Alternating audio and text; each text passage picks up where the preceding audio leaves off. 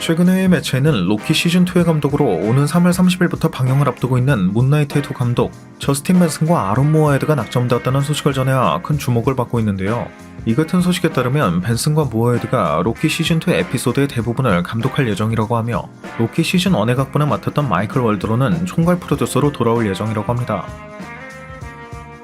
이처럼 문나이트의 두 감독이 로키 시즌2의 감독을 맡게 된 것은 아무래도 로키 시즌1의 감독을 맡았던 케이트 헤론이 로키 시즌2의 감독은 내가 맡지 않을 것이라고 밝혔던 것에 대한 결과물인 것 같은데, 이 같은 내용을 발표할 당시 케이트 헤론은 아직 발표되지 않은 다른 것을 준비하고 있다 라고 한 것을 보면 그녀가 로키 시즌2의 감독을 맡지 않게 된 것은 향후 로키 시즌2의 제작 일정과 비슷한 시기에 그 제작 준비에 들어가야 한과 동시에 그 내용 자체도 로키 시즌1과 이어지는 또 다른 작품을 준비해야만 하기 때문일 가능성을 예상할 수 있지 않을까 싶네요.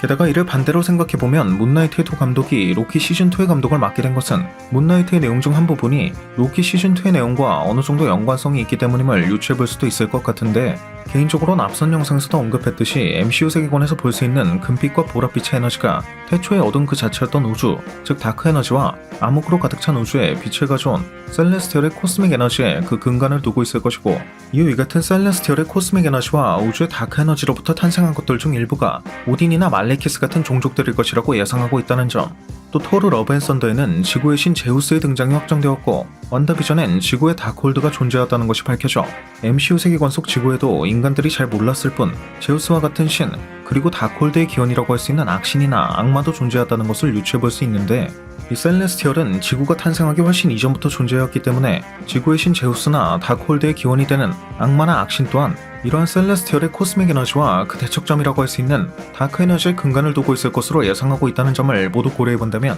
문나이트에 등장할 예정인 또 다른 지구의 신, 즉 보랏빛의 에너지를 사용하는 이집트 신의 힘 또한 최종적으로는 다크 에너지와 연관이 있는 것, 또 가까운 미래엔 이러한 다크 에너지를 기반으로 하고 있는 다크홀드와 연관이 있는 것이고, 드라마 로키에서 볼 수 있었던 것처럼 휴리 민지캉은 이 보랏빛과 금빛의 에너지인 다크 에너지와 코스믹 에너지를 모두 사용하는 법을 터득한 것으로 예상되고 있기 때문에 문나이트의 두 감독이 로키 시즌2의 감독을 맡게 된 것이 아닐까 싶네요.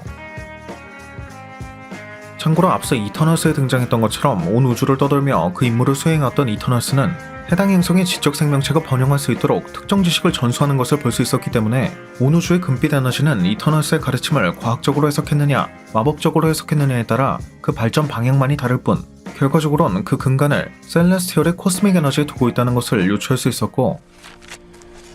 Your ancestors called it magic, and you call it science. Well, I come from a place where they're one and the same thing. 캉 또한 과학자였다고 언급된 것이나 개인적으로는 캉이 토니 후손일 것이라고 예상하고 있다는 점을 미뤄본다면 31세기 미래의 과학자였던 캉은 자신의 선조였던 토니가 발명한 시간여행 장치를 통해 양자 영역, 즉 과학적인 관점에서 셀레스티얼의 힘인 코스믹 에너지를 활용할 수 있는 방법을 알게 된 것으로, 이후 히오리 민지 캉은 다른 캉들과의 전쟁 중 암흑 에너지와 완벽한 힘의 균형을 이룰 수 있는 코스믹 에너지를 활용하는 방법을 알고 있었기 때문에 암흑 에너지로부터 탄생한 얼라이어스를 활용할 수 있는 방법까지 깨닫게 된 것이 아닐까 싶기도 하고요. 아무튼 로키 시즌2와 문나이트의 연관성에 대해 설명을 하다 보니 말이 너무 길어졌던 것 같은데, 이 로키 시즌2는 시즌1의 각본을 맡았던 마이클 월드론이 총괄 프로듀서를 맡았다는 점이나, 로키 시즌1, 2의 각본과 프로듀서를 맡은 마이클 월드론은 이번 닥스 2편의 각본을 맡기도 했다는 점, 또 실제로 그 작품의 스케일이 멀티버스로 확장되기 시작함에 따라 보는 관객도 그 진입장벽이 높아지는 만큼 작품의 각본가나 감독도 이전 작품에 대한 풍부한 이해가 없다면 그 작품을 연출하는 데 있어 진입장벽이 상당할 것으로 예상된다는 점을 미뤄본다면, 이처럼 한 작품의 각본가나 감독이 다른 작품의 각본이나 감독을 맡는 것은 앞서 설명한 것처럼 작품의 중요한 설정이 겹치기 때문인 것, 즉 로키 시즌2에는 문나이트에 등장한 보랏빛 팀의 근원이 로키 시즌1에서 볼 수 있었던 보랏빛을 띠고 있는 리셋 차저, 타임스틱, 얼라이어스 등과 어떠한 연관이 있는 것으로 밝혀질 가능성도 고려해볼 수 있지 않을까 싶습니다.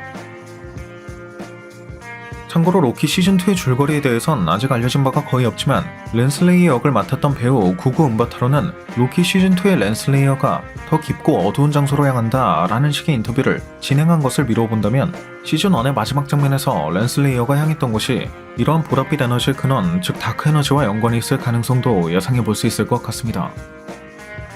오늘 준비한 영상은 여기까지였습니다. 오늘 준비한 영상도 재밌게 보셨다면 구독과 좋아요 그리고 알람 설정 한 번씩 눌러주시면 대단히 감사하겠습니다. 그럼 지금까지 올로원이었습니다.